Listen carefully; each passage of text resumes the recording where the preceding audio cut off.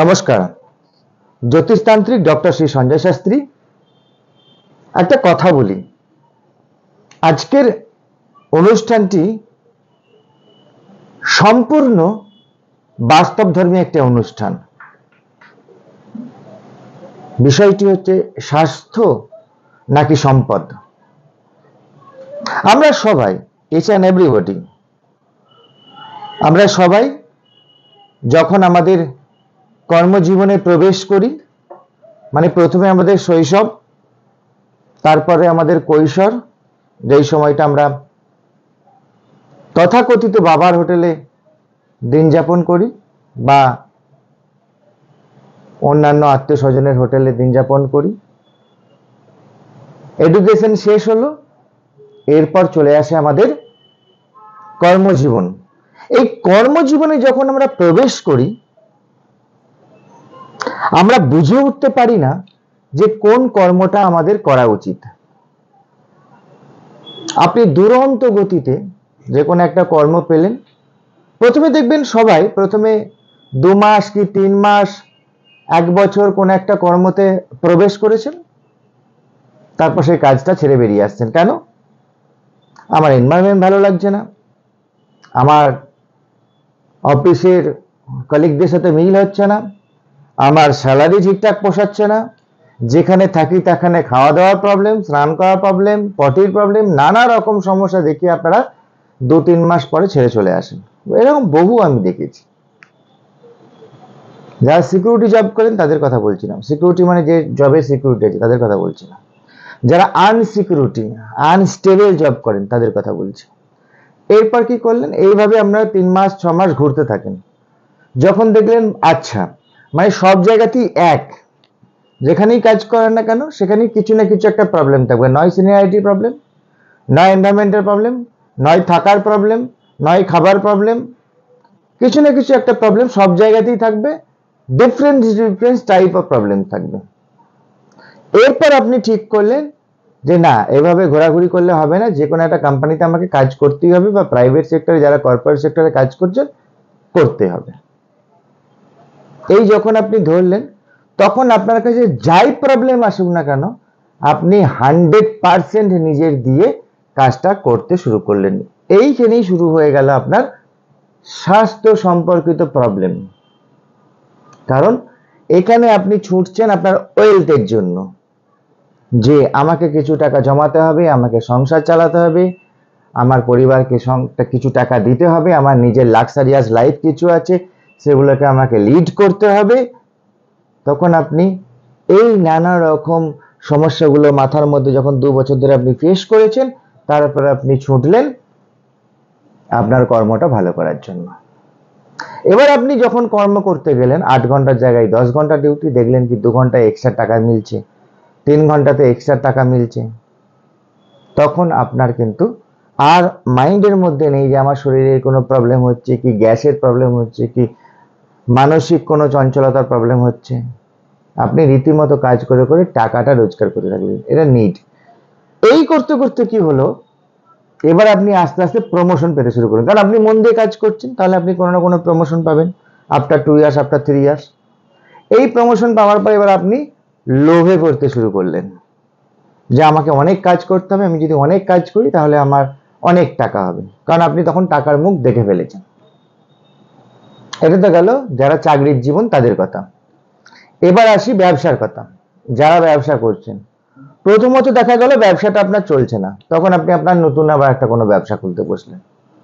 তারপর দেখা গেল 2 দিন আপনি ব্যবসাটা করলেন, যেই লোকেশনটায় করলেন সেই লোকেশনটায় সেম কোনো একটা ব্যবসা এসে জুটেছে, তখন আপনি আবার একটা নতুন চিন্তা ভাবনা, আবার একটা ব্যবসা শুরু করলেন। এরপর আপনি বুঝলেন যে সব ব্যবসা যাই করতে যায় না কেন সেখানে কম্পিটিশন থাকবে, সেখানে পারিপার্শ্বিক কিছু চাপ থাকবে। এইগুলো হ্যান্ডেল করে আমাকে কাজটা করতে হবে, ব্যবসাটা করতে হবে।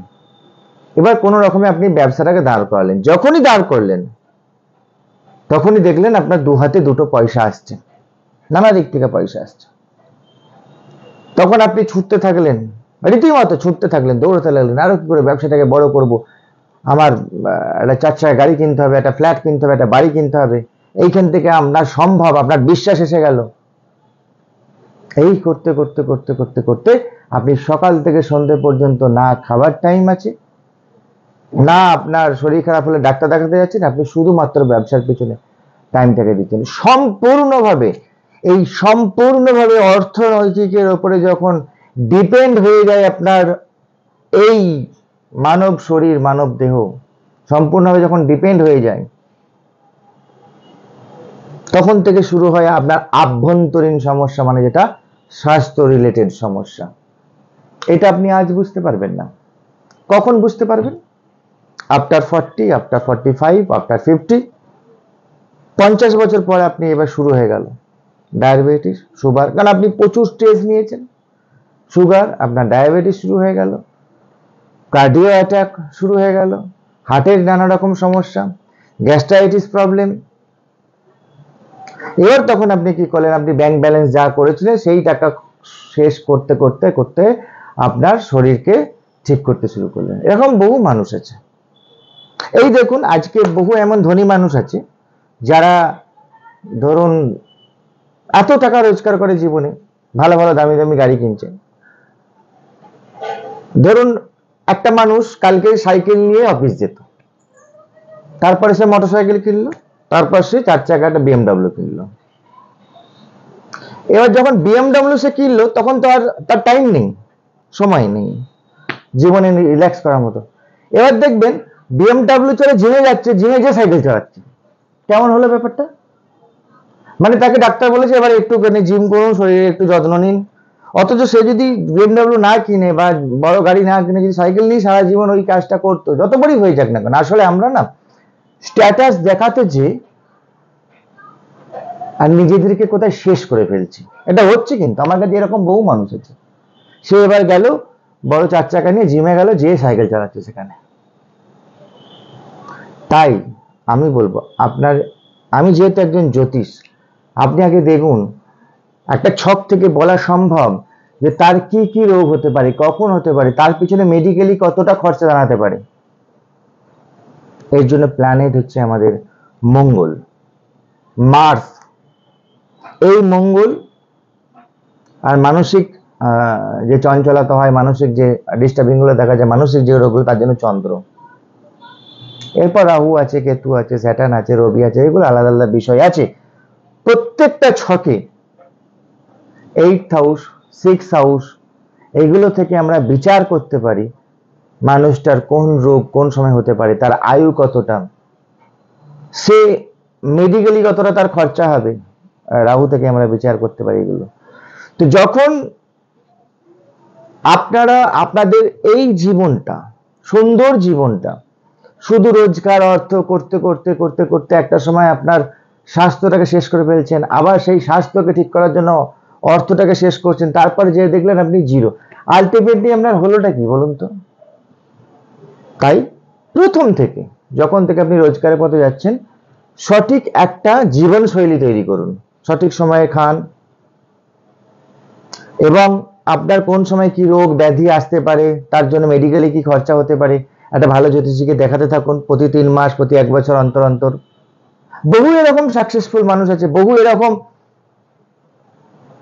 সচেতন মানুষ আছে, স্বাস্থ্য সচেতন মানুষ আছে, যারা সব ব্যাপারে খুব সচেতন ভাবে থাকে, এবং যে অর্থটা তারা রোজগার করে সেই অর্থটা তারা মেডিকেলে খরচ না করে কি করে সংসারের জন্য জমিয়ে যাবে সেটাও ভাবে।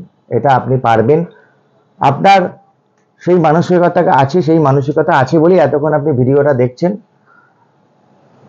আসুন, আমার যে নাম্বার আছে 8420529959, এবং আমার যে হোয়াটসঅ্যাপ নাম্বার আছে 9635844635, এই নাম্বারেও আপনি হোয়াটসঅ্যাপ করতে পারেন। ভিজিট কত টাকা আছে সেটা বলে দেওয়া হবে, অ্যাপয়েন্টমেন্ট টাইম, চেম্বার হলে চেম্বার, অনলাইন হলে অনলাইন। আপনার জীবনটাকে সুন্দরভাবে গড়ে তুলুন। আমি ডক্টর শ্রী সঞ্জয় শাস্ত্রী আপনার সাথে আছি। এরকম সুন্দর সুন্দর ভিডিও পেতে আমার চ্যানেলটা একটা সাবস্ক্রাইব করে রাখুন। ভিডিওটা ভালো লাগলে একটা লাইক দিন, এবং আপনি আপনার পেজে শেয়ার করে দিন ভিডিওটাকে। বহু মানুষ আছে যারা স্বাস্থ্যকে শেষ করে করে সম্পদ বানাচ্ছে, এক সময় এসে তারা দেখবেন ওই সম্পদ শেষ করে আবার স্বাস্থ্যকে ঠিক করার চেষ্টা করবেন। ধরুন আজকে যদি একটা কারোর প্রচুর গ্যাস্ট্রাইটিস প্রবলেম হয় বা কার্ডিও যদি প্রবলেম হয়, কারোর যদি লাংসের প্রবলেম হয়, সেই মানুষটার কত টাকা খরচা হতে পারে জানেন? 15 থেকে 20 লাখ 30 লাখ টাকা খরচা হতে পারে। তাহলে সে সারা জীবনে যা টাকা জমিয়েছে, এত কষ্ট করে না খেয়ে না দিয়ে বৃষ্টিতে ভিজে টেনশন নিয়ে স্ট্রেস নিয়ে লাস্ট বয়সে 50-এর পর সেই টাকাটা উড়িয়ে দিয়ে চলে গেল। তো কেন করলেন আপনি?